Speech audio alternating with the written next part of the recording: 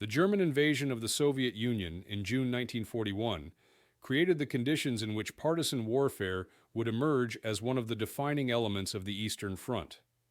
The rapid advance of the Wehrmacht, particularly in the opening months of Operation Barbarossa, left vast areas of Soviet territory under occupation. Within the first 6 months, German forces controlled regions that encompassed more than 70 million Soviet citizens. The destruction of the Red Army in border battles and the loss of key cities such as Smolensk, Kiev, and Kharkov meant that organized Soviet power structures collapsed in many occupied areas. Yet the sheer scale of occupation also provided the basis for resistance. The geopolitical background of partisan warfare lay in both German and Soviet strategic priorities.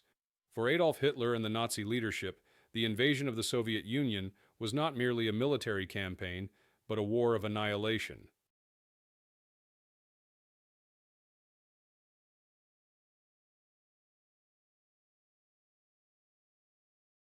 The concept of Lebensraum called for the colonization of vast areas of the Soviet Union, the exploitation of resources, and the elimination or enslavement of millions of people.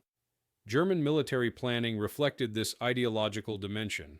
Occupied regions were governed under policies of economic plunder, forced labor, and mass executions of perceived enemies, including Jews, communists, and suspected partisans. This environment, intended to secure German control, instead fostered widespread resistance. For the Soviet Union, survival required both the rebuilding of regular armies and the mobilization of civilians behind enemy lines. From the very first days of the invasion, Soviet authorities urged the population to resist the occupiers.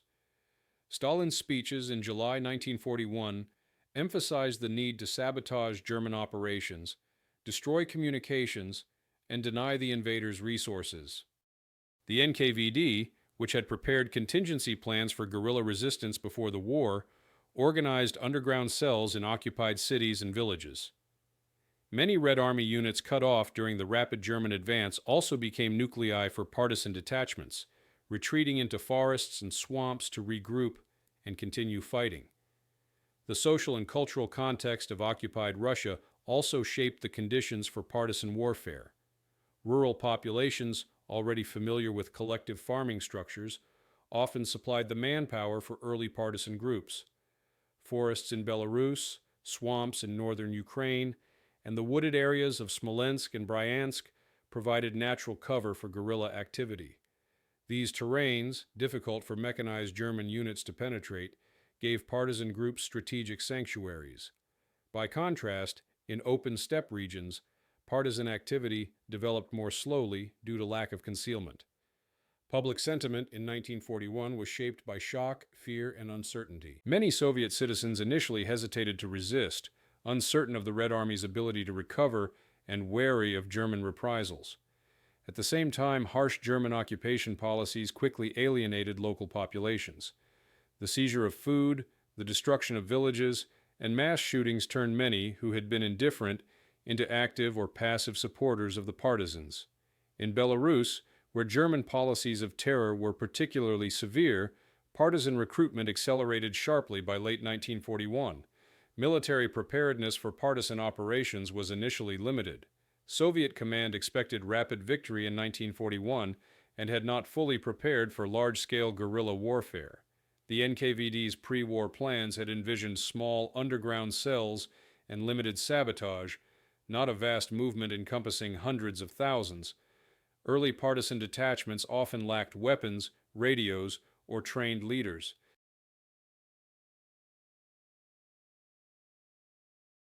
Improvised units armed themselves with hunting rifles, captured German equipment, or remnants left from destroyed Red Army units. By contrast, the Wehrmacht, though highly organized for conventional operations, was unprepared for prolonged partisan resistance. German counterinsurgency doctrine relied heavily on reprisals and collective punishment rather than systematic counter-guerrilla operations. By the end of 1941, the preconditions for large-scale partisan warfare had been established. The front line had stabilized outside Moscow and Leningrad, leaving millions of Soviet citizens under German occupation. Harsh German rule fostered resistance, while the Soviet state reorganized to direct partisan activity through central command. In the forests, swamps, and rural villages of occupied Russia, the foundations of one of the largest partisan movements in history were. This struggle would grow in intensity over the next 2 years, tying down hundreds of thousands of German troops and shaping the broader course of the Eastern Front. The opening phase of partisan warfare in occupied Russia began in the summer and autumn of 1941, immediately following the German advance deep into Soviet territory. As Wehrmacht spearheads captured Minsk, Smolensk, Kiev, and advanced toward Moscow, vast areas of Belarus, Ukraine, and Western Russia fell under German control. In these regions, the sudden collapse of organized Red Army resistance created both a vacuum of authority and an urgent need for new forms of struggle. Stranded soldiers, NKVD officers, Communist Party members, and local civilians formed the core of the first partisan detachments. Initially, these groups operated in a decentralized and improvised manner. Cut off from Soviet command, isolated Red Army soldiers who had escaped encirclement retreated into forests and swamps, forming bands that survived on local support. In the Bryansk forest, for example, thousands of soldiers who had broken out of the Smolensk pocket regrouped, creating the first large partisan concentrations. NKVD officers who had been ordered to remain behind enemy lines also established clandestine cells, often in towns and villages, with the aim of organizing sabotage and intelligence gathering. The first operations were small in scale, but symbolically important. Bridges were blown up, rail tracks sabotaged, and isolated German patrols ambushed.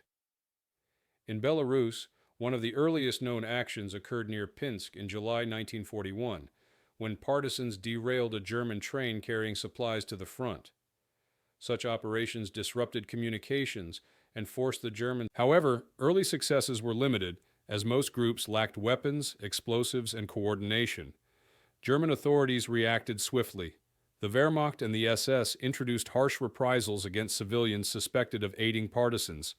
Villages near sites of ambushes were burned and hostages executed. In occupied Belarus and Smolensk regions, collective punishments became standard practice, with entire communities targeted if partisans were believed to be operating nearby.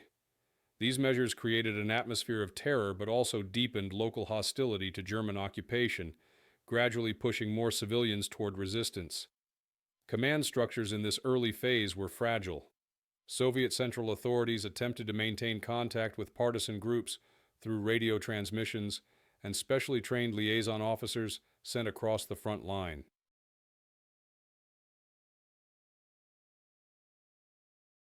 In September 1941, the central headquarters of the partisan movement was established under the State Defense Committee to coordinate resistance across occupied territories.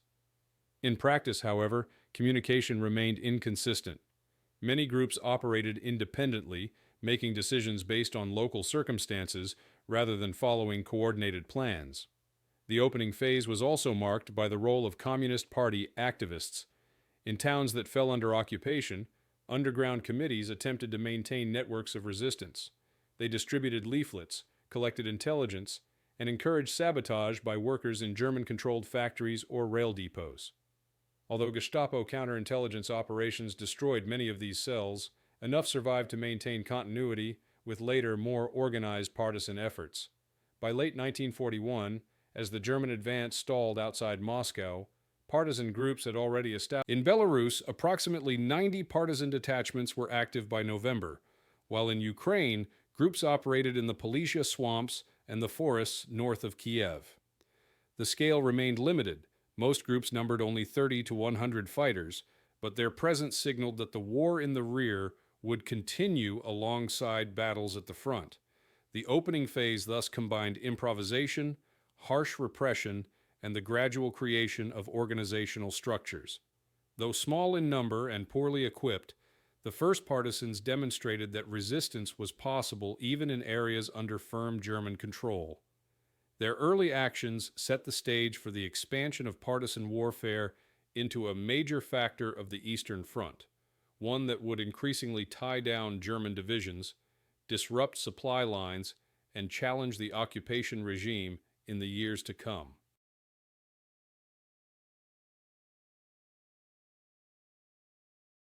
The strategic goals and planning of partisan warfare in occupied Russia took shape between late 1941 and 1942, as the Soviet leadership recognized that guerrilla resistance needed to be centrally coordinated to achieve measurable results.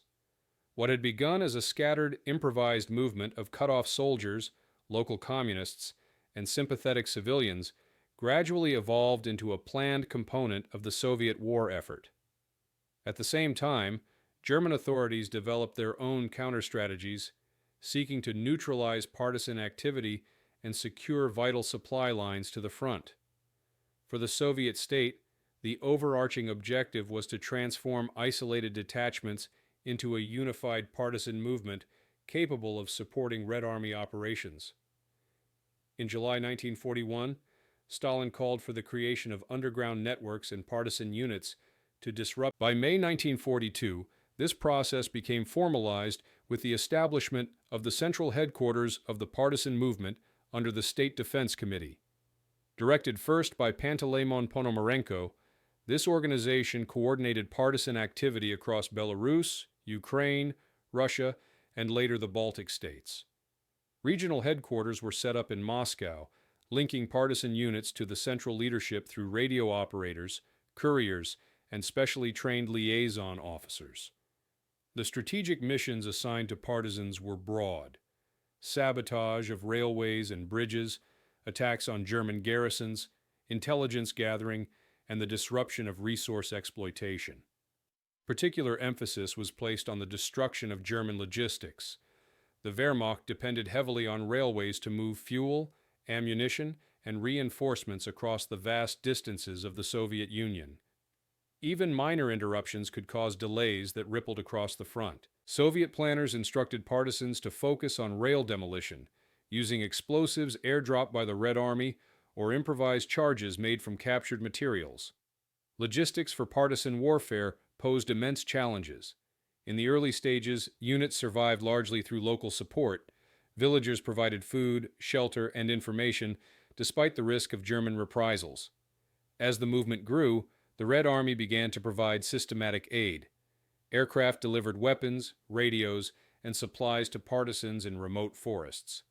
In 1942 alone, Soviet aviation dropped thousands of rifles, submachine guns, and mines to Belarusian detachments.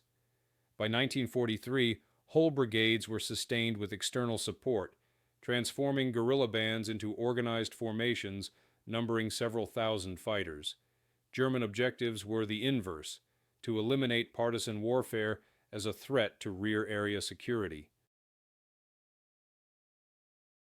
For the Wehrmacht, uninterrupted supply lines were essential to sustaining operations across the Eastern Front.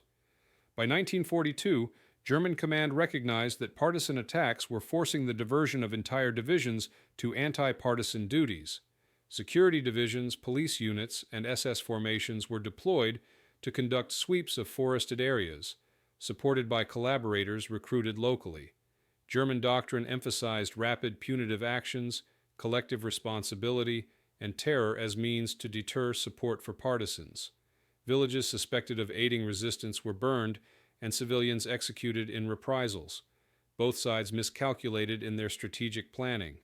Soviet leadership often overestimated the ability of partisans to coordinate large-scale operations with the Red Army. Plans calling for simultaneous uprisings in multiple regions sometimes faltered because of poor communications or lack of supplies.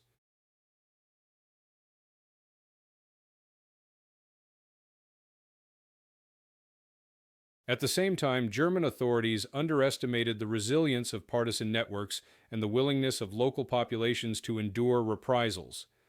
Harsh occupation policies, including food requisitioning and forced labor, increased rather than decreased civilian support for the partisans. Propaganda was central to both strategies.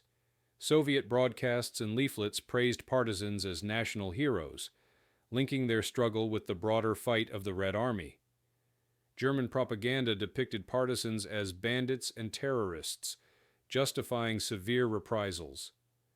The competing narratives aimed not only at fighters in the forests, but also at the civilian population whose support or hostility determined the effectiveness of guerrilla warfare. By mid-1942, the strategic framework for partisan warfare was firmly in place. The Soviet Union had created command structures to guide operations and provide resources. Germany had institutionalized counterinsurgency efforts, dedicating tens of thousands of troops to rear area security. The struggle between these two systems shaped the course of the conflict behind the front lines, ensuring that partisan warfare became an integral element of the Eastern Front, rather than a marginal phenomenon. The first major clashes of partisan warfare in occupied Russia unfolded during the winter of 1941-42 and throughout the following summer. After the front stabilized outside Moscow in December 1941, partisan groups that had survived the first months of occupation began to take more coordinated action. Small ambushes and acts of sabotage gave way to organized raids, the destruction of infrastructure, and larger engagements against German garrisons. These early battles revealed both the potential of partisan warfare and its enormous risks, as German forces retaliated with harsh countermeasures. Railway sabotage became the most visible and damaging tactic in this phase. In Belarus, where forests and swamps gave cover to partisan groups, detachments launched repeated attacks against the vital Smolensk-Orsha-Vitebsk line. On several occasions in early 1942, trains carrying ammunition and reinforcements were derailed by mines placed on the tracks. According to Soviet records, between January and June 1942, partisans destroyed more than 200 trains across occupied territories, forcing the Germans to deploy additional guards and repair crews. While not decisive on their own, these actions disrupted timetables and slowed the movement of supplies to the front. Ambushes on roads also became more frequent. In the Bryansk forests, partisan groups numbering between 100 and 300 fighters attacked convoys of fuel trucks and horse-drawn supply wagons, inflicting losses. One notable action in March 1942 saw partisans destroy a German column of more than 40 vehicles, seizing weapons and food. These attacks forced the Wehrmacht to travel in larger guarded convoys, stretching its already limited manpower. The Germans responded with concentrated counterattacks. In the spring of 1942, Army Group Center launched a series of bandit clearing operations in the Smolensk and Bryansk regions. Security divisions, police battalions, and SS units carried out sweeps through forests, supported by aircraft and artillery. Operations often resulted in heavy losses for the partisans. In some cases, entire detachments were surrounded and destroyed. Civilians were caught in the middle. Villages near partisan activity were burned, their inhabitants shot or deported. In Belarus alone, German reprisals in 1942 killed tens of thousands of civilians, a pattern that would intensify as partisan warfare grew.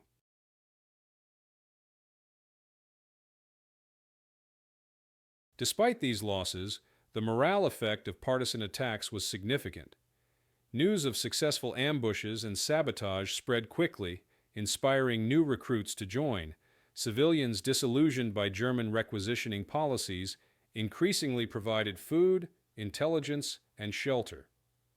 Underground communist networks in occupied towns coordinated with detachments in nearby forests, supplying them with information about troop movements and supply depots. The combination of urban underground activity and rural guerrilla warfare created a more resilient system of resistance. Unexpected outcomes also shaped this early phase. The partisans often faced severe shortages of weapons and ammunition, but raids against German outposts and convoys gradually improved their armament. Many groups equipped themselves with captured German rifles, machine guns, and explosives. By late 1940, another unanticipated effect was the diversion of German manpower. By the end of 1942, German High Command estimated that nearly 30 security divisions, along with thousands of auxiliary troops, were tied down in anti-partisan duties across occupied Russia.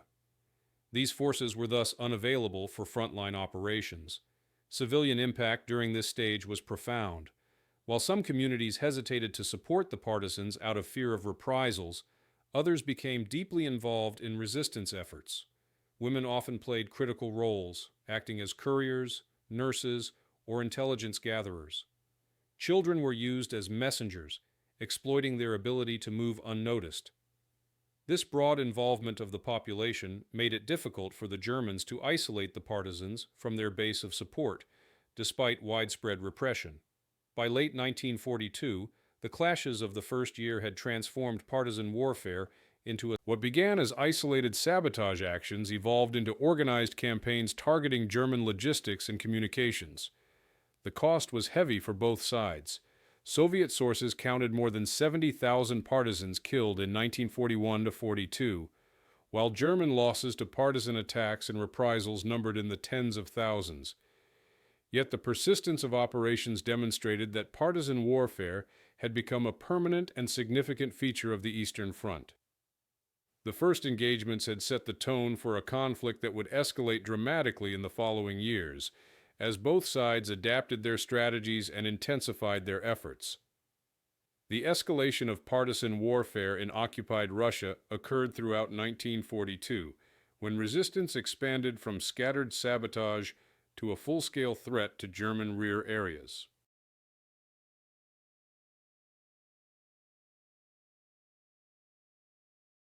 This escalation was driven by three key factors: the institutionalization of Soviet support for the movement, the increasing brutality of German occupation policies, and the growing confidence of partisan detachments that had survived the difficult first year.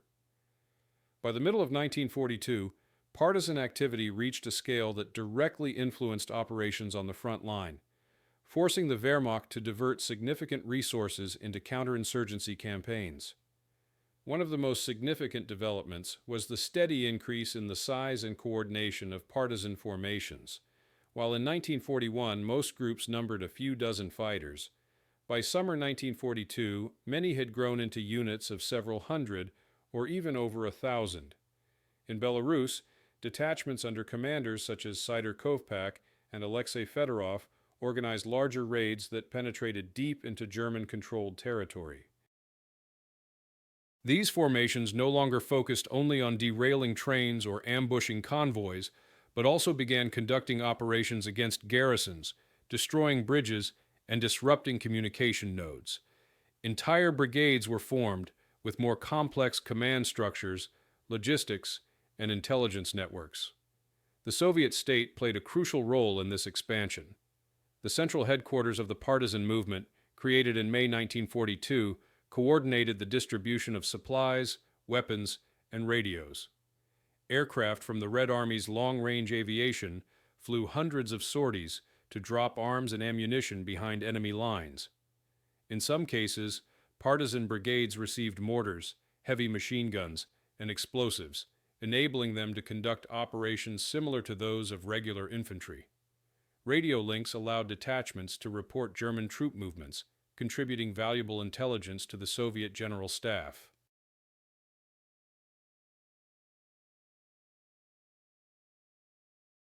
In preparation for the Soviet counteroffensives of late 1942, partisans were tasked with intensifying their attacks on German logistics, thereby disrupting the enemy's ability to shift reserves. German authorities recognized the growing danger and escalated their counterinsurgency measures. Army Group Center and Army Group North Ukraine launched large-scale anti-bandit operations, codenamed with names such as Bamberg, March 1942, Vogelsang, June 1942, and Frühlingsfest, Spring 1943. These operations often involved tens of thousands of troops, including Wehrmacht security divisions, SS police units, and collaborationist auxiliaries. Their method was systematic encirclement: sweep through forested areas, burn villages, and attempt to annihilate partisan bases. Survivors slipped through the lines, regrouped, and reconstituted their detachments. Civilians bore the brunt of this escalation. German reprisals intensified, with entire communities destroyed if suspected of aiding partisans. In Belarus alone, thousands of villages were burned during 1942, and hundreds of thousands of civilians were executed or deported to Germany for forced labor. The massacre at Katyn in March 1943, though later, became emblematic of this pattern. The village was destroyed, and its inhabitants burned alive after an ambush on a German convoy nearby. Such actions were intended to terrify the population into submission, but instead they often increased partisan recruitment and civilian sympathy for the resistance. Terrain and weather played crucial roles in this phase.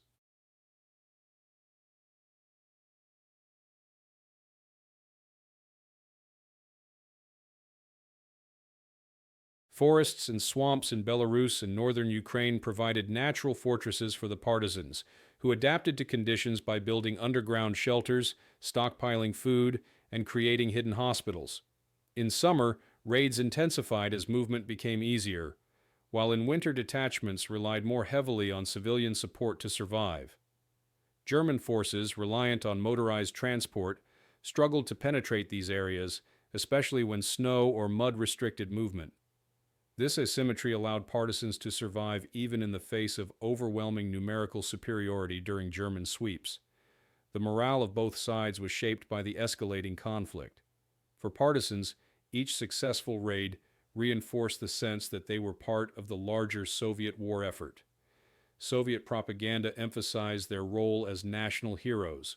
Broad security units suffered mounting casualties, often in small skirmishes, which rarely made headlines but accumulated over time. By late 1942, German High Command estimated that more than 300,000 troops were engaged in anti-partisan duties across occupied territories, forces that could otherwise have been deployed at the front. By the end of 1942, partisan warfare had escalated into a serious strategic factor. The German rail network faced constant disruption. In Belarus alone, more than 1,000 trains were destroyed or derailed during the year. Supply convoys required heavy escorts, draining manpower and slowing the pace of operations. Soviet offensives, particularly around Stalingrad and Rzhev, benefited indirectly from these efforts, as German logistics were stretched thin. The escalation of partisan warfare thus transformed it from a marginal phenomenon of 1941 into the stage was set for even larger operations in 1943, when partisan activity would peak in coordination with the Red Army's major campaigns. The peak of partisan warfare in occupied Russia occurred during 1943, when the movement reached a level of organization, coordination, and intensity that made it a decisive element of the Eastern Front. By this stage, partisan detachments had grown from scattered guerrilla bands into brigades, and in some cases, divisions numbering several thousand fighters. The Soviet state had fully integrated them into military planning, coordinating their actions with Red Army offensives. For the Germans, the rear areas of Army Group Center and North Ukraine became zones of constant insecurity, forcing the commitment of large numbers of troops to counterinsurgency at a moment when resources were urgently needed at the front. The summer of 1943 marked the culmination of this development. In preparation for the Battle of Kursk, the central headquarters of the partisan movement ordered a coordinated campaign of sabotage known as the Rail War. Beginning in August, more than 100,000 partisans across Belarus, Smolensk, and northern Ukraine attacked German railways simultaneously. Within weeks, thousands of rails were blown up, derailing trains and delaying reinforcements headed to Kursk. Soviet reports claim that in Belarus alone, partisans destroyed or damaged more than 200,000 rails during this campaign. While German repair units restored many lines quickly, the disruption forced the Wehrmacht to devote thousands of men and machines to rear area security, reducing the reserves available for the front. This was not the only major campaign of the year. In September 1943, following the Soviet counteroffensive after Kursk, partisans launched a second wave of coordinated operations called Concert.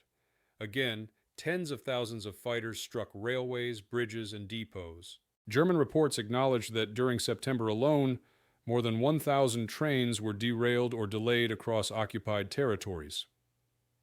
The combination of the Rail War and Concert campaigns demonstrated that partisans had become capable of mass, centrally directed operations on a scale unprecedented in guerrilla warfare. Beyond sabotage, partisan detachments conducted larger-scale raids that resembled regular military operations.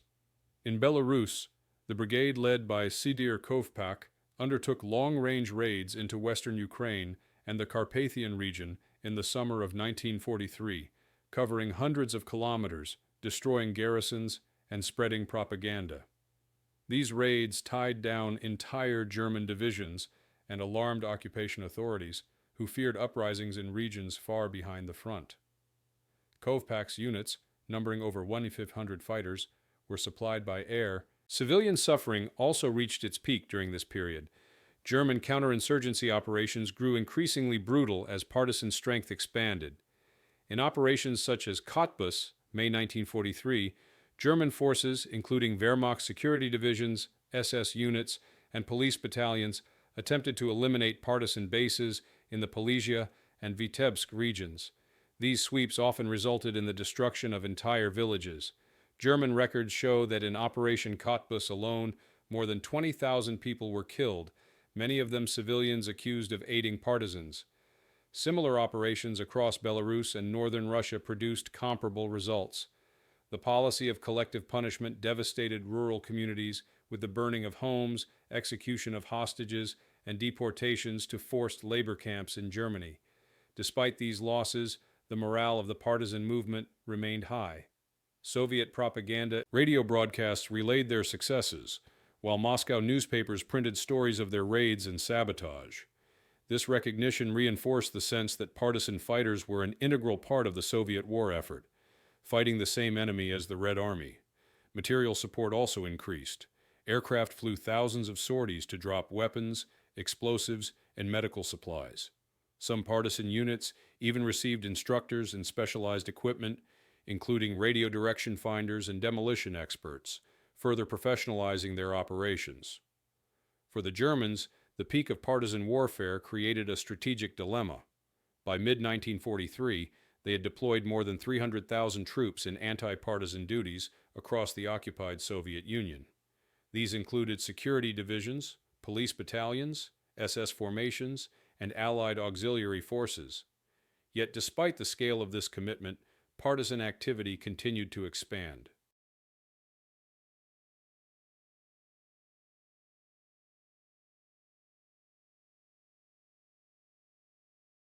The Wehrmacht faced a war on two fronts within the same territory: conventional battles at the front line and guerrilla resistance in the rear. This dual pressure contributed to the gradual erosion of German capacity to sustain prolonged operations in the east. The intensity of partisan activity in 1943 also altered German military planning. Commanders increasingly viewed certain regions, particularly Belarus, as irredeemably insecure.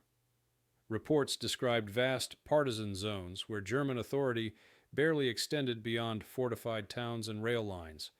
In some districts, partisans established parallel administrations, collecting taxes, running schools, and enforcing Soviet authority. The existence of these zones represented not just military resistance but also political defiance of German occupation. By the end of 1943, partisan warfare had reached its height in both scale and significance. The Red Army's offensives at Kursk, Smolensk, and later in Ukraine were directly supported by partisan sabotage that hindered German reinforcements. German countermeasures inflicted enormous destruction but failed to eliminate the movement. Civilians endured the worst consequences, with hundreds of thousands killed in reprisals and millions displaced. Yet the resilience of the partisan struggle demonstrated that German occupation could never be fully secure. The peak of the campaign thus defined partisan warfare as one of the decisive factors of the Eastern Front. What began as improvised bands of survivors in 1941 had by 1943 become an organized force integrated into Soviet strategy, capable of mass sabotage, long-range raids, and political control of entire regions.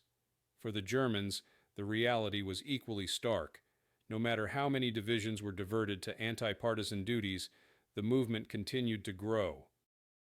The climax of partisan warfare in 1943 underscored the limits of occupation and the capacity of organized resistance to shape the course of the wider war. As the struggle behind the front reached its height in 1943, partisan warfare entered a phase of resistance and adaptation. Both the Soviet partisans and the German occupation authorities adjusted their strategies, tactics, and organization in response to the escalating conflict. The result was a dynamic contest in which each side sought to overcome the other's measures, with the civilian population caught in the middle. For the Soviet side, adaptation meant shifting from small-scale sabotage to sustained operations supported by logistics networks. By mid-1943, partisan brigades operated almost like conventional military units with their own supply services, medical detachments, and command staffs. Communication with Moscow improved as more radios were airdropped and trained operators sent into the field. This allowed partisan units to receive instructions in real time and to coordinate their actions with major Red Army offensives. During the Smolensk operation of September 1943, for example, partisan brigades were ordered to intensify rail sabotage and successfully disrupted German troop redeployments, directly supporting the Soviet advance. Innovation extended to tactics. Partisans learned to combine ambushes with mines and demolitions, forcing German convoys into kill zones where explosives were detonated at the moment of maximum effect. They also began targeting fuel depots and communication lines with greater precision, using intelligence gathered from sympathizers in towns and railway stations. Aerial resupply allowed the use of more advanced explosives, including magnetic mines designed for railway sabotage.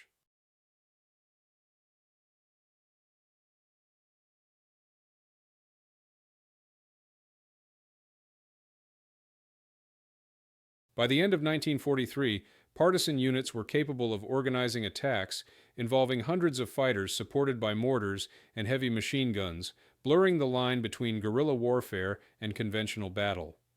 German forces, too, adapted. Anti-partisan operations became more systematic, involving careful planning, coordination between Wehrmacht, SS, and police units, and the use of intelligence networks. Collaborationist units, including locally recruited police battalions and auxiliaries, were used to track partisans in familiar terrain. German commanders increasingly employed cordon and sweep tactics, surrounding suspected partisan areas with large numbers of troops and then conducting methodical searches. Aircraft and artillery supported these sweeps, aiming to destroy partisan bases before fighters could escape into the forests.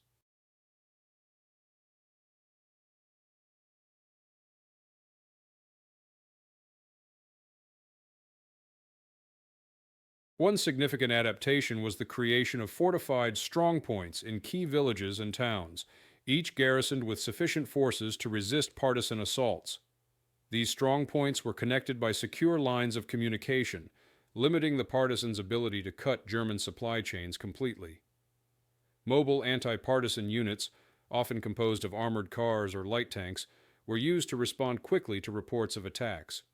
Despite these measures, however, German forces never succeeded in fully suppressing the movement. Partisans adapted by dispersing into small groups during sweeps, only to reassemble afterward. The civilian population also demonstrated resilience and adaptation under extreme conditions. Villagers devised ways to conceal food, livestock, and supplies from German requisition squads, often hiding them in forest caches that were later shared with partisans. At the same time, communities faced To survive, some households cooperated minimally with German authorities while secretly aiding the resistance. Women played an increasingly important role, acting as couriers, scouts, and nurses within partisan brigades. Children carried messages between villages and partisan bases, exploiting their ability to move unnoticed. Psychologically, adaptation became a means of survival for all sides. Soviet partisans endured harsh winters by building underground bunkers insulated with logs and earth, storing food and ammunition for months of isolation. German troops adjusted to constant insecurity by traveling in heavily guarded convoys and limiting movement after dark. Civilians, living in fear of both reprisals and suspicion, developed strategies of concealment, silence, and double identities. The entire landscape of occupied Russia became shaped by with limited access to supplies. Partisans often manufactured their own weapons or recycled unexploded German ordnance into makeshift mines. Horses captured from German units became vital for transport, while hidden workshops in the forests repaired captured rifles and machine guns. German forces similarly economized, reusing captured Soviet equipment for anti-partisan patrols and employing local auxiliaries to reduce the burden on German divisions. By late 1943, the phase of resistance and adaptation demonstrated that partisan warfare had reached maturity.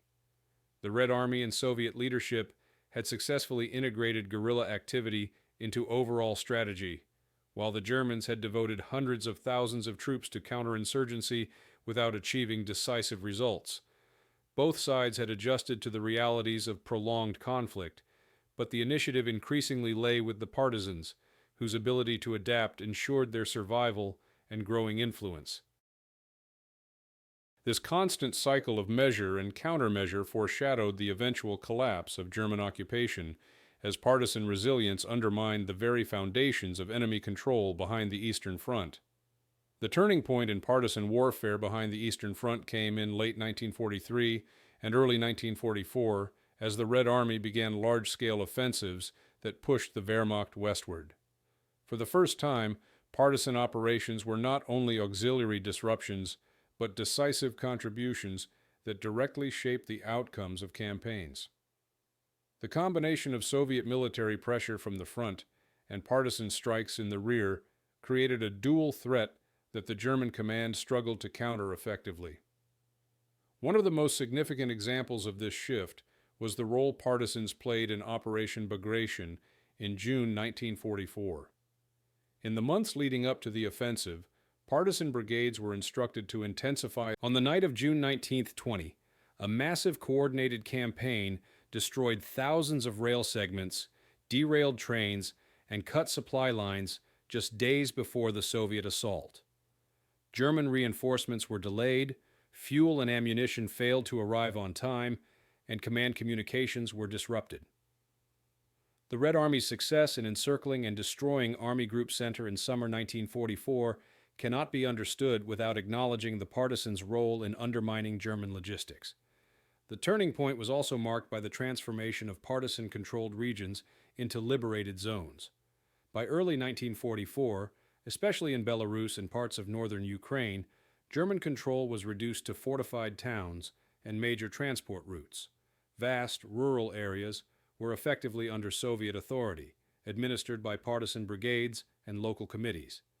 These zones, trains required armored cars and armed guards, convoys moved only under heavy escort, and isolated garrisons faced the constant threat of destruction. Reports from German commanders described entire regions as bandit territories, where effective authority no longer existed. The psychological effect of fighting both a conventional enemy at the front and an irregular force in the rear eroded confidence and increased strain on already exhausted divisions. For the Soviet side, the turning point also meant the consolidation of partisan activity into the broader military strategy. Commanders increasingly viewed partisans not just as auxiliaries, but as integral components of operational planning. Coordination between partisan headquarters and the Red Army became more precise, with radio networks ensuring that sabotage coincided with offensives. In some cases, partisan brigades joined regular forces immediately after liberation, forming new divisions or supplementing depleted Soviet. The civilian population, too, experienced this transition as both a relief and a new hardship. In areas where partisans established control, German reprisals diminished, but the demands of the resistance increased. Civilians were expected to supply food, shelter, and recruits in preparation for the Red Army's arrival. While many willingly contributed, the strain of years of war meant that survival remained the foremost concern. Still, for many communities, the turning point represented the first glimpse of the end of occupation and the re-establishment of Soviet authority. By mid-1944, the momentum of the partisan movement was undeniable. What began as isolated survivalist bands in 1941 had developed into a force capable of undermining an entire German army group. The turning point in partisan warfare thus reflected both the maturity of the resistance and the collapse of German. From this moment forward, partisan activity shifted from a struggle for survival to a decisive element in the Soviet drive toward victory. The aftermath of large-scale partisan warfare unfolded as the Red Army advanced westward in 1944, gradually liberating territories that had been under German occupation for nearly 3 years. For the partisans, this transition marked both the culmination of their struggle and the beginning of complex challenges. Having fought a decentralized guerrilla war, they now faced integration into conventional structures or demobilization, while the civilian populations confronted the devastating consequences of years of dual conflict. As the Germans retreated, partisan brigades often entered liberated towns before regular Soviet units. In many cases, they secured key infrastructure, arrested collaborators, and prepared for the return of Soviet administration. This role gave them considerable authority in the immediate post-occupation. Some brigades were reorganized into regular Red Army units, particularly those with combat experience and organizational discipline. Others were disbanded, with their fighters returning to their villages, though often scarred by years of irregular warfare and loss. Commanders who had become local figures of authority were sometimes celebrated, while in other instances they were subjected to close political scrutiny to ensure their loyalty to Moscow. The human cost of the partisan war became fully visible only after liberation. In Belarus, official Soviet statistics later estimated that more than 5,000 villages had been destroyed in German reprisals, with entire communities wiped out. In many regions, over 20% of the pre-war population had been killed or deported. Survivors emerged from burned settlements, underground shelters, or forest hideouts to find their homes destroyed and fields untended. Hunger, disease, and displacement defined. The Red Army and Soviet authorities faced the immense task of rebuilding infrastructure, restoring agriculture, and re-establishing social order. For German forces, the withdrawal from partisan-infested territories marked the end of a campaign that had drained significant manpower and resources. The commitment of hundreds of thousands of soldiers to anti-partisan operations had failed to secure the rear and ultimately weakened the Wehrmacht's ability to resist the Red Army at the front. Retreating German units often destroyed what remained of villages and infrastructure to deny resources to the Soviets, compounding the devastation left by years of reprisal policies. The aftermath also brought reprisals against those accused of collaboration. Soviet security services moved swiftly to identify individuals who had served in German police battalions, administrative roles, or auxiliary forces. Trials were held, and punishments ranged from imprisonment to execution.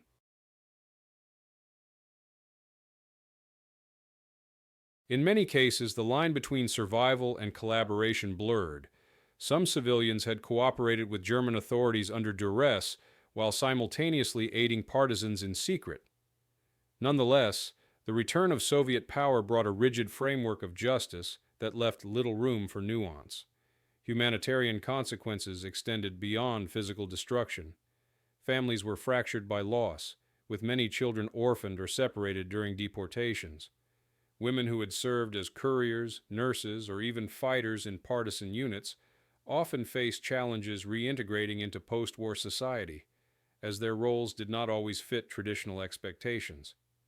At the same time, the Soviet state emphasized the heroism of the partisan movement in propaganda, building monuments, publishing memoirs, and integrating their story into the broader narrative of the Great Patriotic War. Economically, the regions most affected by partisan warfare faced prolonged recovery.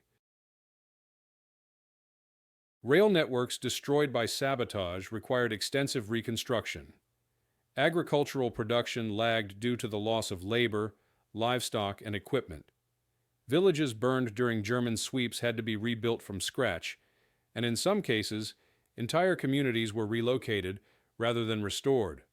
Soviet authorities organized reconstruction campaigns, but shortages of resources meant that recovery stretched well beyond the end of the war.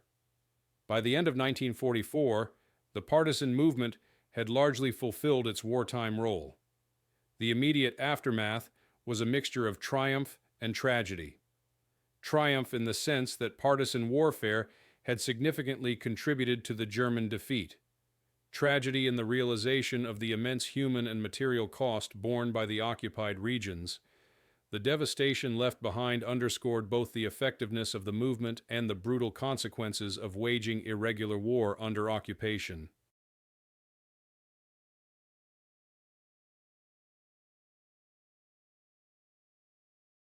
The sabotage of railways during the Rail War of 1943 and Operation Bagration in 1944 proved that guerrilla activity could disrupt entire supply systems, paralyze reinforcements, and directly contribute to frontline victories.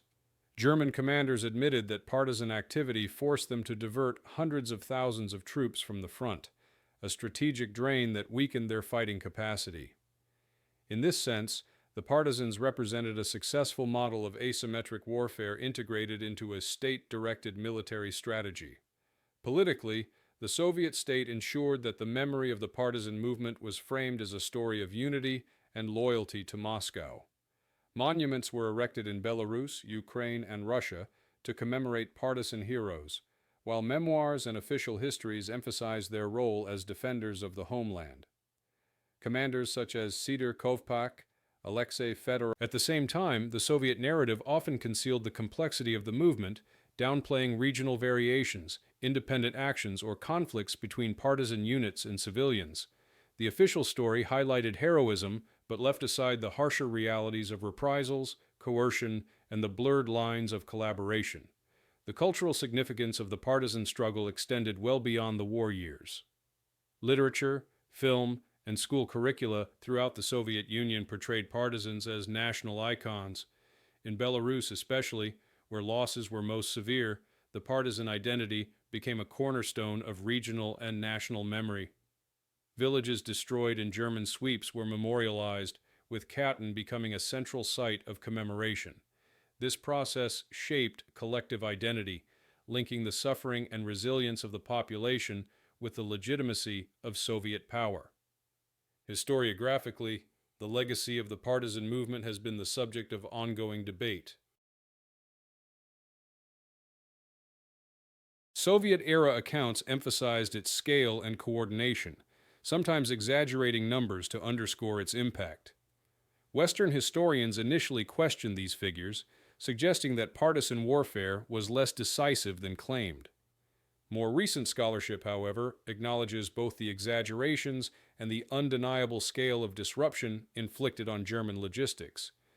Archival evidence shows that partisan operations destroyed thousands of trains, bridges, and supply depots while forcing the deployment of hundreds of thousands of German troops. The debate continues, but consensus has grown that partisan warfare was a significant factor in the collapse of German control behind the front. The long-term effects of partisan activity also extended into post-war politics. Many former partisans assumed prominent positions in local and regional governments, their wartime service granting them authority and prestige. At the same time, the Soviet state maintained strict control over the narrative, ensuring that memory of the movement reinforced the image of centralized leadership. In territories such as Western Ukraine and the Baltic states, where resistance against Soviet rule persisted after 1945, the memory of partisan warfare acquired a more contested character, with local populations distinguishing between Soviet partisans and nationalist guerrillas. Finally, the humanitarian consequences of partisan warfare shaped the memory of the conflict. The destruction of villages, deportations, and mass killings in reprisals left deep scars on the population. For survivors, commemoration was not only about celebrating victory, but also about remembering loss. The Soviet state integrated this suffering into the broader narrative of the Great Patriotic War, presenting it as evidence. This framing reinforced unity, but also limited space for acknowledging the complexities of occupation, collaboration, or the difficult choices civilians faced. In sum, the legacy of partisan warfare in occupied Russia was multifaceted, militarily effective, politically instrumental, culturally symbolic, and deeply tragic. It demonstrated the capacity of a state to mobilize irregular resistance on an unprecedented scale, while also exposing the costs of such warfare for civilians.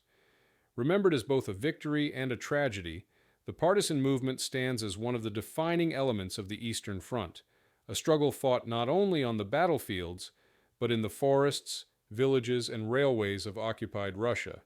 Its historical significance endures as a reminder of how ordinary people, under extraordinary conditions, became part of a war that reshaped the 20th century.